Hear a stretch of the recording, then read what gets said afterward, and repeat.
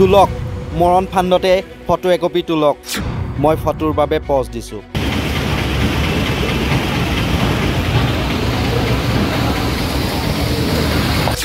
ৰাষ্ট্ৰীয় ঘাইপথৰ গাঁতত আমি নাচিছোঁ চাই লওক এই গাঁতৰ সমাপলা আমি শুকাবলৈ নাচিছিলোঁ নেশ্যনেল হাইৱে ৩৭ ওপৰত আমি শুকা ভাড়া কৰি আছোঁ নাচিছোঁ কিমান ফূৰ্তি আমাৰ ৰজা আহিলে এইবোৰ গাঁত বালিৰে সমান কৰি দিয়ে আমাৰ ৰজা আহিলে গাঁত লগে লগে ৰাতিৰ ভিতৰতে এই গাঁত বালি চালি দি পেলাই সমান কৰি দিয়ে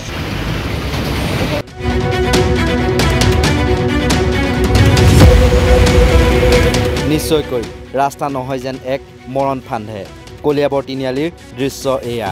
ৰাষ্ট্ৰীয় ঘাইপথৰ দুৰৱস্থাৰ বাবেই পথৰ গাঁতত বহি ফটো উঠি প্ৰতিবাদ ক্ষোভিত জনতাৰ এই গাঁতৰ সমাপলা আমি শুকাবলৈ নাচিছিলোঁ নেশ্যনেল হাইৱে ৩৭ ওপৰত আমি শুকা ভাড়া কৰি আছোঁ নাচিছোঁ কিমান ফূৰ্তি আমাৰ ৰজা আহিলে গাঁত লগে লগে ৰাতিৰ ভিতৰতে এই গাঁত বালি চালি দি পেলাই সমান কৰি দিয়ে প্ৰকাণ্ড গাঁতৰ ওপৰে পাৰ হৈ গৈছে ৰোগী কঢ়িওৱা এম্বুলেন্স দৈনিক এই পথেৰে পাৰ হয় হাজাৰ হাজাৰ যান বাহন উজনি নামনিৰ মধ্যস্থল কলিয়াবৰ তিনিআলিৰ পথত মৰণ ফাণ্ড সদৃশ প্ৰকাণ্ড গাঁত পথৰ দুৰৱস্থাই জিয়াটো ভুগাইছে সাধাৰণ জনতাৰ লগতে বাহন চালকক ৰাষ্ট্ৰীয় ঘাইপথ প্ৰাধিকৰণ তথা লোক নিৰ্মাণ বিভাগৰ লগতে ৰাজ্য চৰকাৰৰ বিৰুদ্ধে ক্ষোভ বুজাৰিলে জনতা তথা বাহন চালকে ভুক্তভোগীটো বহুত হৈছোঁ কাৰণ আজি ইমান দিনৰ পৰা ফ্লাইঅভাৰখন বনাই আছে সেইখন কমপ্লিট কৰিব পৰা নাই আৰু তাৰ বাহিৰে আপুনি দেখিব যে আমাৰ ওচৰতে আপোনাৰ এখন শংকৰদেৱ শিশু নিকেতন আছে স্কুললৈ সদায় ৰাতিপুৱা 9টা বজাৰ পৰা যিখিনি ল'ৰা ছোৱালী অহা যোৱা কৰে অভিভাৱকৰ লগত স্কুললৈ আপোনাৰ স্কুটিত আহে খোজকাঢ়ি আহে চাইকেলত আহে সেইখিনি সময়ত যিটো ইয়াত গাড়ীৰ এটা ভিৰ হয় ডাঙৰ ডাঙৰ গাড়ী আহে ডাম্পাৰ আহে সেই ভিৰৰ মাজত আপোনাৰ যিটো এটা অসুবিধাৰ সৃষ্টি হয় মানে যিকোনো সময়ত যিকোনো ধৰণৰ দুৰ্ঘটনা হ'ব পাৰে আৰু আমাৰ ইমান দিনে হৈ গ'ল আপোনাৰ ইয়াত কোনো ধৰণৰ এটা ছাৰ্ভিচ লাইন বনোৱা নাই যিটো কাৰণে আমাৰ ইয়াত মানুহ অহা যোৱা কৰিবৰ কাৰণে আমি বিৰাট অসুবিধা পাইছোঁ গাড়ী মটৰ আহিবলৈ অসুবিধা হয় আপুনি দেখা পাইছে গাড়ী মটৰে শ্ল' কৰে ইয়াত ডাঙৰ ডাঙৰ গাঁত হৈ যায় আৰু বৰষুণ দি লগে গোটেই গাঁতবোৰ আপোনাৰ ফিল আপ হৈ যায় গম নাপায় মানুহৰ ইয়াত এক্সিডেণ্টো হৈছে বিভিন্ন ধৰণৰ গতিকে আমি সদায় মানে স্থানীয় মহোদয়ক আমি সেইটো কথাই কৈ আছোঁ যে তেওঁ আমাক যিকোনো প্ৰকাৰে এই আমাৰ ৰাস্তাখন ভাল কৰি দিয়ক যাতে আমি সুচাৰুৰূপে মানে চলা ফিৰা কৰিব পাৰে গতিকে কথাটো হৈছে সেইটোৱে আৰু ইয়াৰ পৰা আপোনাৰ ডাঙৰ কথা কি ইয়াতে অলপমান আগলৈ গ'লে আমাৰ কলিয়াবৰ মহাবিদ্যালয় আছে সকলো ধৰণৰ আপোনাৰ শিক্ষানুষ্ঠানখিনি আছে হয় শিক্ষানুষ্ঠানখিনিৰ কাৰণেও ল'ৰা ছোৱালীখিনি যেতিয়া যায় তেতিয়া ছেইম সমস্যাৰ সন্মুখীন হয় আৰু ৰাতি কোনো কাৰণত আপুনি এইপিনেতো খোজকাঢ়িটো আহিব নোৱাৰে কাৰণ গোটেই গাড়ীবোৰ আপোনাৰ কাষ চপাই দিয়ে আপোনাৰ যিকোনো সময়ত আপোনাৰ দুৰ্ঘটনা হোৱাৰ সম্ভাৱনা প্ৰতিদিনে দুৰ্ঘটনা হৈ আছে হয় সেইটো বিভিন্ন ধৰণৰ হৈছে আৰু সেইটো এদিন দুদিনৰ বস্তু নহয় যে আজি হৈছে কাইলৈ নহ'ব এইটো হৈ আছে কলিয়াবৰ তিনিআলিত কোনো ধৰণৰ ট্ৰেফিকৰ ছিষ্টেম নাই ট্ৰেফিকৰ ছিষ্টেম নথকাৰ কাৰণে আপোনাৰ যোনে যেনি মন যাইছে গাড়ী তেনেকৈ ভৰাই দিছে গতিকে সেইখিনি কমচে কম এজন হোমগাৰ্ড বা কোনোবা এজন দি পেলাই হ'লেও সেই ট্ৰেফিকৰ ছিষ্টেমটো কৰিব লাগে আৰু আমাক সোনকালে এই ৰাস্তা পদূলিটো ঠিক কৰি দিব লাগে গতিকে সেইখিনি আমাৰ মানে স্থানীয় বিধায়কলৈ আমাৰ ফালৰ পৰা অনুৰোধ সঁচাকৈ আমি কলিয়াবৰবাসী বহুত দুৰ্ভাগ্যজনকভাৱে এই ৰাস্তাটোৰ পৰা উৰণ সেতুখনৰ পৰা আমি গমৰ যাতনা ভুগিবলগীয়া হৈছে ছাৰ্ভিচ নথকাৰ কাৰণে কাষৰ মানুহসকল অসুবিধাত পৰিছে স্কুল কলেজৰ মানুহ আহিব ল'ৰা ছোৱালী আহিবলৈ অসুবিধাত পৰিছে গতিকে এই ক্ষেত্ৰত আমি বহুত কষ্ট পাই আছোঁ আমি সেইকাৰণে আশা কৰিছোঁ যে কলিয়াবৰ সমষ্টিৰ বিধায়ক মহোদয়ে এই ক্ষেত্ৰত তেখেতৰ ফালৰ পৰা এক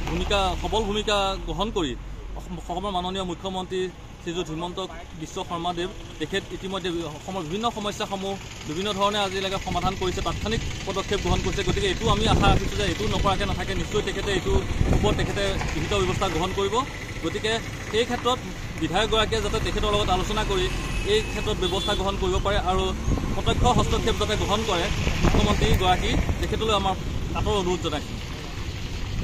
হয় নিশ্চয় দেখিছে আপোনালোকে ইয়াত ৰাস্তা এতিয়া নিশ্চয় দেখা পাইছে গাড়ী অহা যোৱা কৰি আছে এটা ডাঙৰ পুখুৰী নিচিনা সদৃশ গাঁতলৈ পৰিণত হৈছে পানী যেতিয়া ভৰ্তি হৈ থাকে মানুহে ধৰিব নোৱাৰি চাইকেল লৈ আহে বা বাইক লৈ অহা মানুহ ইতিমধ্যে সৰু অটৰিক্সা আদি কেইবাবাৰো পৰিছে লুটি খাই পৰিছে পৰিয়ালসহ লুটি খাই পৰা উদাহৰণো আছে গতিকে তেনেকুৱা ধৰণৰ ব্যৱস্থাবিলাক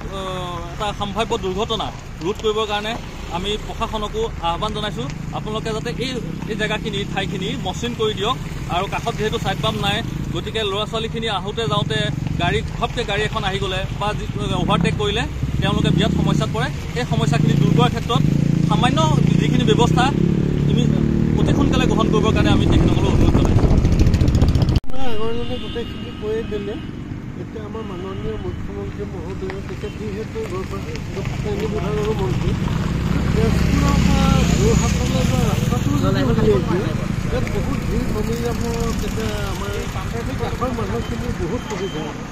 আমি স্কুলৰ ল'ৰা ছোৱালী আমাৰ সময়খিনি বাইকখন ৰাস্তাৰ পৰা পাৰ কৰিব নোৱাৰি স্কুল দেৰি হৈ যায় এনেকুৱা এটা সমস্যা এতিয়া পুলিচৰ ঠিকাদাৰে এটা পলাই গুচি গৈছে তেনেকুৱা এটা সময় নালাগে কেন্দ্ৰীয় চৰকাৰ আৰু অসমৰ মুখ্যমন্ত্ৰী মহোদয়ে কি ব্যৱস্থা লয় তাৰ ওপৰতে আমি আশা ৰাখিছোঁ ৰাস্তাৰ বিষয়ে আহিব নোৱাৰি এইফালে কৈছোঁ নহয় এনেকুৱা লাগে যেন গাড়ী পাল্টি মাৰি দিব মানে বহুত বেয়া ৰাস্তা হৈছে এইটো চৰকাৰে অলপমান চাব লাগে আৰু সেইখিনিতো ক'বই নোৱাৰি গাড়ী কালি সন্ধিয়া গৈ আছোঁ গাড়ী পাল্টি মাৰি দিয়া নিচিনা কৰিছে এনেকুৱাই ৰাস্তা চাওক আৰু আপোনালোকে কি হেৰি কৰে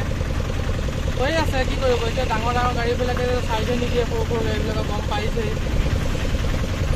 আৰু ৰাস্তাটো ব্ৰিজটো ইমান দেৰি হৈ গ'ল এতিয়ালৈকে ব্ৰিজটো হোৱা নাই প্লাছ আপোনাৰ ইফালে এক্সিডেণ্ট হৈ থাকে এই এক্সিডেণ্ট হোৱাৰ কাৰণেও ইমান আমাৰ অসুবিধা হৈ থাকে আৰু প্লাছ এইফালে কিমান ডাঙৰ ডাঙৰ গাঁত হৈ আছে এই গাঁতটো বনাই দিব লাগে যদি ৰাস্তাটো ব্ৰিজটো নবনায় গাঁতটো বন্ধ কৰি দিব লাগে ফিল আপ কৰি দিব লাগে গাঁতৰ ওপৰত পথ নে পথৰ ওপৰত গাঁত ধৰিব নোৱাৰা এক অৱস্থা যাৰ বাবে সঘনাই দুৰ্ঘটনা সংঘটিত হয় এই স্থানত 715 নং ৰাষ্ট্ৰীয় ঘাইপথ 6 কলিয়াবৰ তিনিআলিত পথৰ ওপৰতে প্ৰকাণ্ড গাঁত এজাক বৰষুণতে গাঁতত পানী ৰৈ বিপদসংকুল হৈ পৰিছে যাতায়াত ব্যৱস্থা পথছোৱা পুনৰ মেৰামতি কৰি সুচল যাতায়াত ব্যৱস্থা কৰিবলৈ জনতাই আহ্বান জনাই আহিছে যদিও গুৰুত্ব নাই চৰকাৰৰ বিয়াগুম লোক নিৰ্মাণ বিভাগৰ কলিয়াবৰৰ পৰা ৰিদীপ শৰ্মাৰ প্ৰতিবেদন নৰ্থ ইষ্ট নাও।